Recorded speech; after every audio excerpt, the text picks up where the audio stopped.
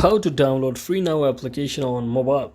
So hello guys, welcome back to my YouTube channel. In this quick tutorial I'll be showing you how you can easily download free now application on mobile.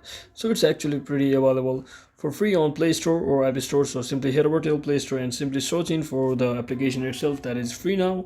And once you search in for that, you should head over to this second application, which is the official free now application. So it's helpful for booking taxi and more. So just tap on this install button over here to simply download and install the application. So based on the internet connection, it will be automatically installed on your device just like that. So just wait for a few seconds, and once it is successfully installed, just tap on this open button to open the application, and you can just allow everything from over here and just enter your phone number or to sign in, or you can also sign in with your email and get ready to use the application just like that.